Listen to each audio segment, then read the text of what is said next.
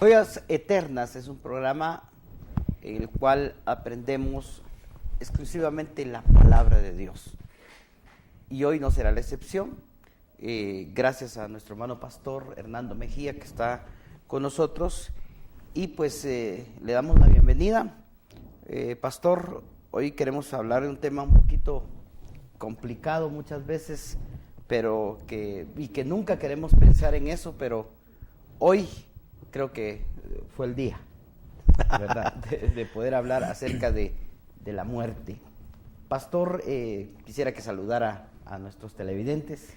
No, pues un saludo para usted, para todos los televidentes que fielmente nos siguen, que están pendientes de nosotros, de sus comentarios, de las notas que mandan y que nos hacen llegar personalmente.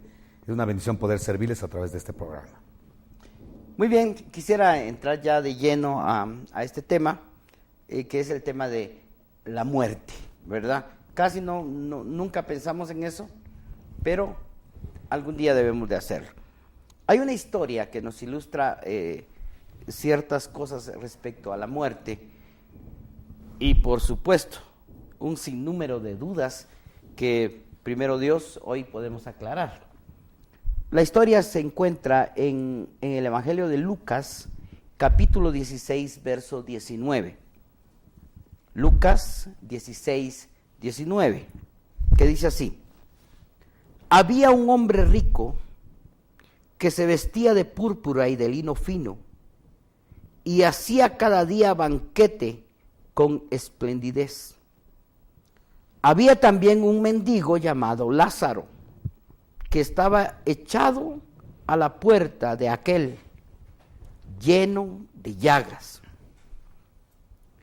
y ansiaba saciarse de las migajas que caían de la mesa del rico, y aún los perros venían y le lamían las llagas. Aconteció que murió el mendigo y fue llevado por los ángeles al seno de Abraham. Y murió también el rico y fue sepultado. Y en el Hades alzó sus ojos estando en tormento y vio de lejos a Abraham y a Lázaro en su seno. Usted puede seguir leyendo esta historia, pero aquí vamos a encontrar algunas situaciones que yo quisiera que nuestro hermano pastor nos explicara. Yo encuentro, por ejemplo, en esta historia, encuentro dos lugares. Ahí hay dos murieron, pero uno fue al seno de Abraham, otro fue al Hades. Veo que en los siguientes versículos dice: moja tu dedo, como que hay un lugar que hay agua, y el otro está atormentado en llamas. Hay un lugar de fuego, pero dice que también hay si ustedes siguen leyendo, hay un lugar intermedio que no deja que se vaya de aquí, allá, ni de allá para acá. Entonces, pastor, explíquenos un poquitito acerca de lo que en este pasaje nos explica de la muerte. Bien, quizá voy a comenzar diciendo que, para entrar de lleno al tema y no introducir tanto, que la palabra muerte significa separación. Eso es clave para que todos podamos entender cuál es el concepto de Dios frente a la muerte. Realmente el propósito de Dios jamás fue que el hombre muriera, pero a raíz del pecado, el hombre muere, conoce el pecado. El aguijón de la muerte es el pecado, de tal manera que si no hubiera pecado, no hubiera muerte. El pecado entró a todos nosotros a través de la genética. Nuestro papá y mamá fallaron, Adán y Eva, y ese pecado se diseminó genéticamente a todos los hombres. Entonces, todos los hombres necesitamos un salvador, porque nosotros estamos condenados por ese daño que traemos genético. No estamos condenados por lo que hicimos, sino porque nuestro papá y mamá, que eran los primeros motores, cometieron un error. Entonces, todos traemos un problema en el chip genético. Entonces, cuando la persona nace, ya trae esa inclinación al mal, y la Biblia es muy clara que aún los que no pecaron a la manera de Adán, Romanos 5, nos alcanzó el pecado de Adán. Y por lo tanto todos morimos. ¿Cómo sé yo que tengo pecado? Voy a morir. Si no hubiera pecado, no hubiera muerte.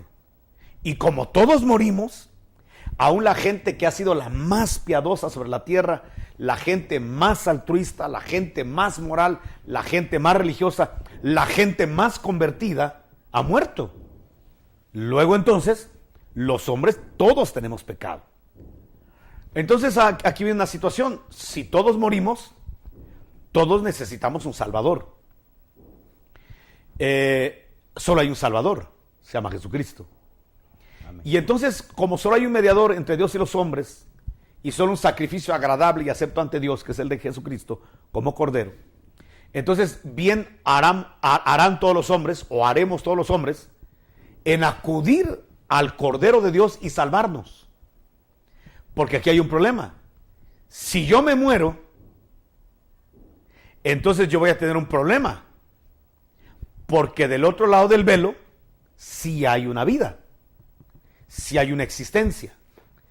Pero si yo me muero con el daño en el chip, sin el Salvador Jesucristo, me condeno eternamente y para siempre. Y no hay otra oportunidad para poder salvarse. La gente que en este tiempo de vida, en la carne, desecha a Jesucristo como Señor y Salvador, no tendrá otra oportunidad. Irremisiblemente tendrá una condenación eterna, y creo que lo más terrible de la condenación eterna es que nunca se tendrá, pero ni un ápice de la intimidad con Dios, ni de comunión con Dios. Se acabó la relación con Dios. Aparte del lugar, aparte de del sufrimiento psicológico que habrá, aparte de lo que habrá literalmente, que eso creo que no es lo que más debe asustar, sino el hecho de que estará esta gente en el total olvido de Dios. Entonces, vamos a decirlo de esta manera. La gente que se muere sin Cristo, o sea, muerte, se separa sin Cristo. ¿Por qué separación? ¿Por qué la muerte significa separación? Porque los seres humanos somos trinos.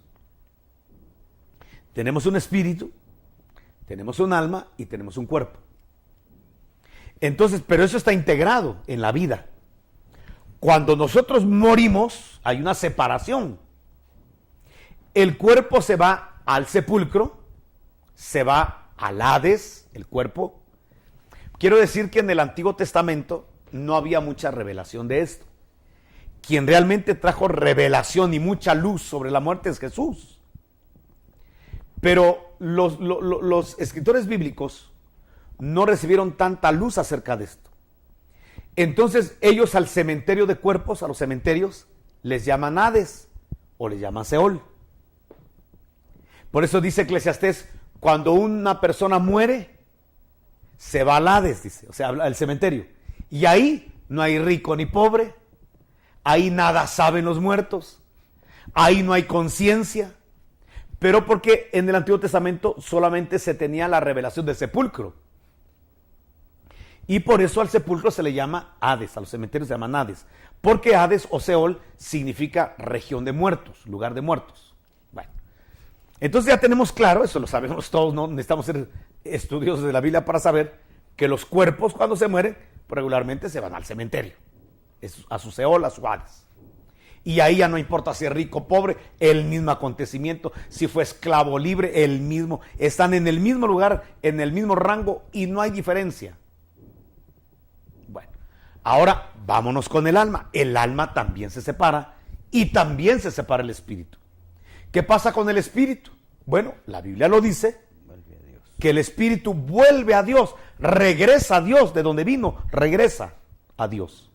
Desde luego va a ser enjuiciado, desde luego hay una situación que vamos a ir desglosando poco a poco, pero el espíritu regresa a Dios, que lo dio. Ahora, ¿qué pasa con el alma? Entonces, aquí el apóstol Jesucristo, el Hijo de Dios, nos va a enseñar a través de una parábola qué suceden con las almas. Por ahí hay mucha gente que dice, pero es una parábola. ¿Y qué tiene? Si es una parábola, no es real. A ver, un momentito. Cuando hablamos de la parábola del hijo pródigo, ¿existe el hijo pródigo o no existe el hijo pródigo? Hay cantidades de hijos pródigos. Cuando se habla de la parábola de la oveja perdida, ¿habrán ovejas perdidas? Para empezar, nosotros éramos unas de ellas. Amén. Entonces sí existe la oveja perdida. Claro, el Señor está poniendo una parábola, pero la parábola no es ausencia de ser o de seres, sino es una graficación. Hay que hacer una gráfica para poder entender lo que le pasa a los pródigos, lo que le pasa a las ovejas perdidas, etcétera, etcétera. Bueno, entonces en la parábola que usted está mencionando, ciertamente yo no sé si Rico y Lázaro existieron, pero que hay muchos ricos que mueren así y muchos Lázaros los hay. No sé si me están a entender. Amén. Bueno, Sí. entonces partamos de esto. Ahora, Jesús nos va a traer la revelación que pasa cuando alguien se muere. Entonces, cuando se muere hay una separación, los espíritus vuelven a Dios, los cuerpos al cementerio. Ahí mismo dice que el rico fue sepultado, que Lázaro fue sepultado. Pero ¿qué sucede con las almas? Entonces, dice que por unas van ángeles, es decir, por Lázaro. Dice que vienen ángeles y se lo llevan a un lugar, ya no hay que imaginar cómo se llama el lugar, la Biblia lo define, se llama seno de Abraham. Es en una dimensión totalmente diferente a la que tenemos aquí, pero está abajo, una dimensión submundo. Entonces lo llevan al seno de Abraham, no es arriba, es abajo, es submundo, pero ese lugar se llama seno de Abraham. Y el otro también muere y también despierta, a ese no lo llaman ángeles, y despierta y está en una llama de tormento. Entonces viene y el rico reconoce a Abraham y le dice: Padre Abraham, dile a Lázaro que moje del agua con el que está siendo sustentado y que la deposite en mi lengua, porque aquí me estoy incendiando en esta llama de tormento. Entonces dice: mira, hijo, no se puede porque hay un abismo que los divide. Ahora, hagamos un alto ahí. Le llaman abismo, le llaman cima, o sea, un precipicio que los divide. Los demonios, ¿a dónde no quieren ir? Estoy tratando de poner piezas del rompecabezas para luego armarlo. ¿A dónde no quieren ir los demonios? Cuando estaban la legión de los gadarenos, le gritaban a Jesús, le rogaban: no nos mandes al abismo. ¿Por qué? Porque el abismo es el lugar de los condenados, es una prisión preventiva, no es eterna, no es definitiva, sino que es un lugar intermedio donde van a llegar los condenados, como los espíritus de demonios, como los espíritus inmundos, que cuando llegan a ese lugar, entran a esa cárcel y ya no salen. Pero ha de ser tan terrible el sufrimiento de estar en el abismo, la situación psicótica, caótica que se ha de vivir en ese lugar, que los demonios le rogaban y le suplicaban a Jesús: preferimos irnos a los cerdos, preferimos quedarnos vagando en los desiertos, pero no nos mandes al abismo. ¿Por qué? Porque el abismo, que es como un hotel, tiene varios apartados y tiene cantidad de lugares. Por ejemplo, es en ese abismo donde hay ángeles caídos encarcelados. Por ejemplo, en ese abismo están los Nefilims. Por ejemplo, en ese abismo es donde están las almas de las personas que están condenadas y que solo van a esperar la resurrección para ser lanzados vivos, cuerpo y alma, en el lago de fuego y azufre, que esa es la muerte segunda. Entonces, a lo que hay que tenerle miedo es ir al abismo, porque si llego al abismo es porque estoy condenado totalmente y para siempre, y no hay una segunda oportunidad. Por más rezos, novenas, lo que se haga por un muerto que se fue al abismo, no se le puede sacar. ¿Cómo hago para no salir de ese abismo? Perdón, para no ir a ese abismo. Solo hay un camino para no ir a ese lugar. Solo hay una verdad para no ir a ese lugar y solo hay una vida, se llama Jesucristo.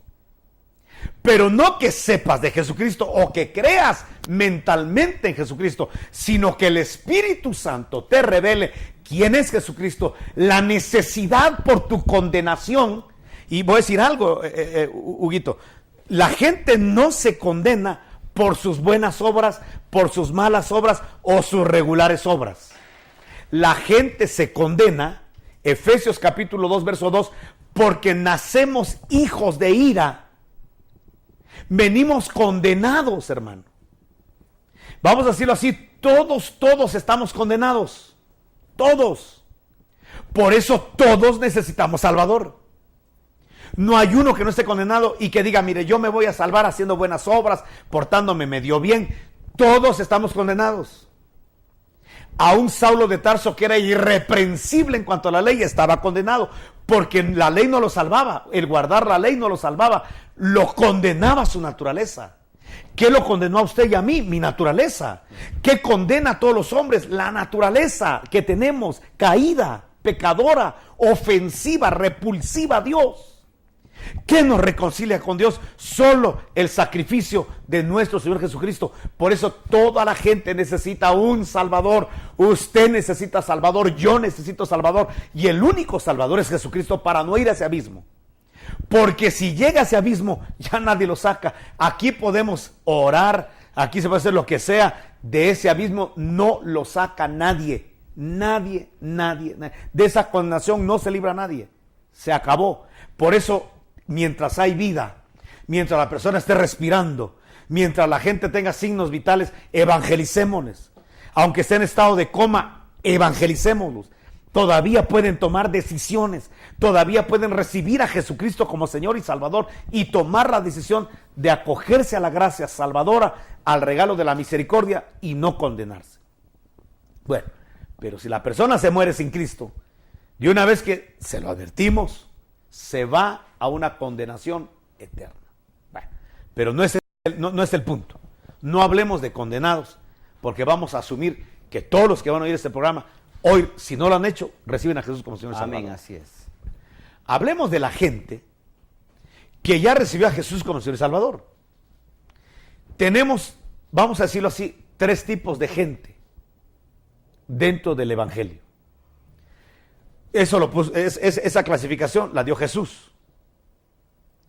En la parábola de Mateo 13, donde dice, la semilla pegó y produjo esa tierra buena, con esa buena semilla, produjo gente que dio frutos al 100, gente que da frutos al 60 y gente que da frutos al 30.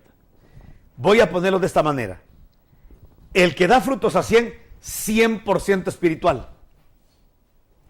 El que da frutos a 60% de vida del espíritu, 40% de la carne. El que produce a 30% de vida espiritual, y estamos hablando de 70% vida en la carne. O sea, tenemos carnales por pecado, por inmoralidad. Tenemos gente enferma del alma, los del 60, es gente enferma del alma, del corazón, y los del 100 que son vencedores, o más que vencedores. Vamos a decirlo de esta manera para ir clasificando a esta gente. Los más que vencedores, tendremos un ejemplo de ellos, hay muchos, pero pongamos a Esteban. Cuando Esteban muere al 100% espiritual, lleno de fe, lleno de poder, lleno del Espíritu, lleno de sabiduría. Bueno, ese joven, que por cierto era soltero, modelo de joven. Qué sabiduría, qué unción, qué poder, qué sabiduría. Bueno, ese era un hombre completo. Llegaron 5 grupos a querer fastidiarlo, de los libertos, para ver cómo encontraban en Esteban un error doctrinal. Y por más que le preguntaban y arremetían contra él, con doctrina, hasta con la misma Biblia. Ya viste que hay gente que quiere contradecir la Biblia con la misma Biblia. Pero Esteban era tan sabio, lleno del Espíritu, que no podían resistir a la sabiduría que tenía Esteban. En eso, como ya hay una impotencia de no poder contradecirlo, entonces lo agarran con violencia, lo sacan fuera de la ciudad y lo van a apedrear.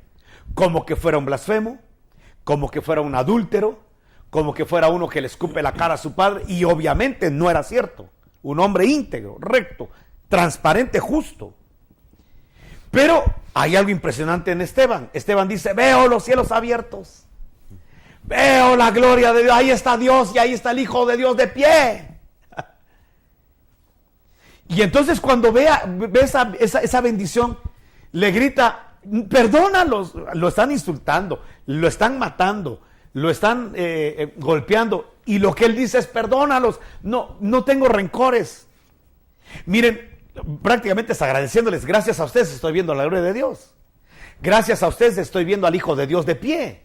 Entonces, ¿saben qué? Padre, perdón, no saben lo que están haciendo. Besos a todos mis detractores, abrazos, doble pizza para ellos, doble porción de tacos y de todo, porque de chicharrones y carnitas, los amo, gracias a todos. Y se va Esteban.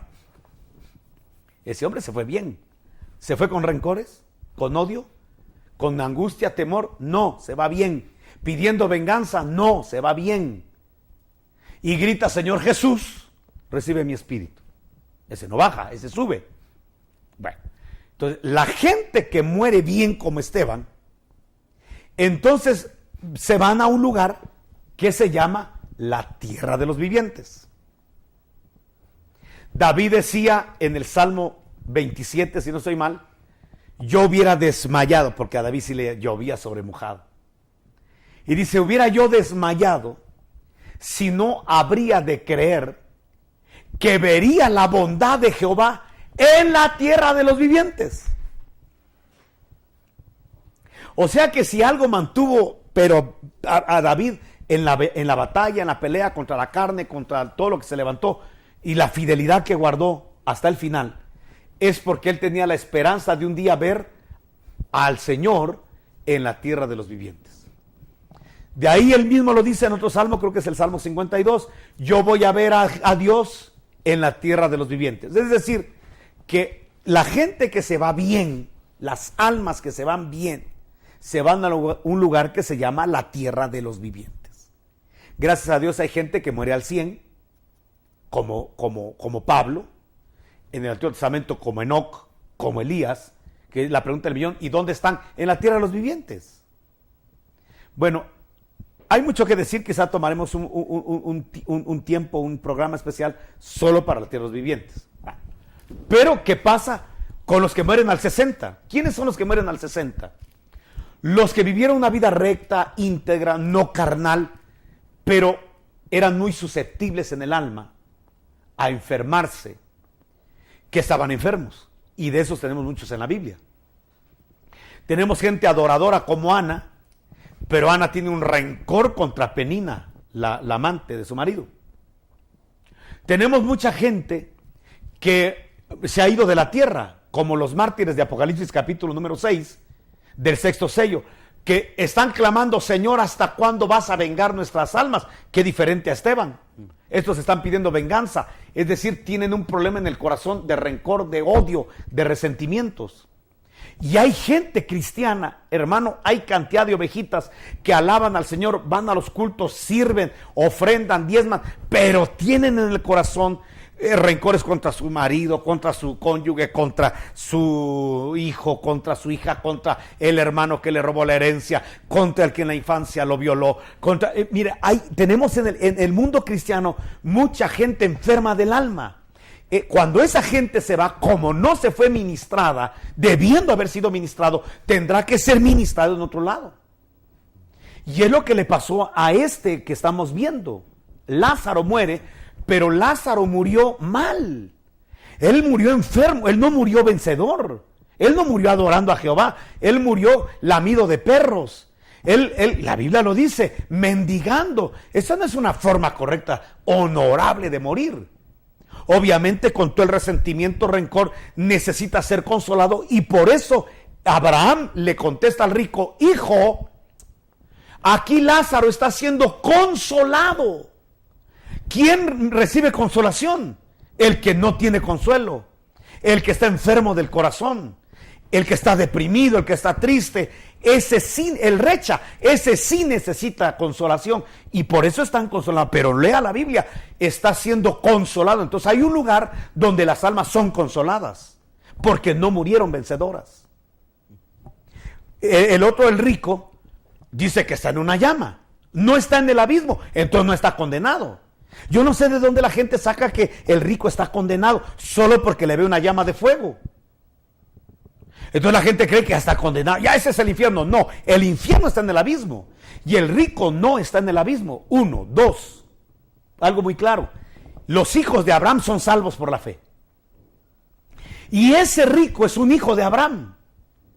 ¿Acaso no le gritó, Padre Abraham? Bueno, cualquiera puede decir Abraham, Padre Abraham.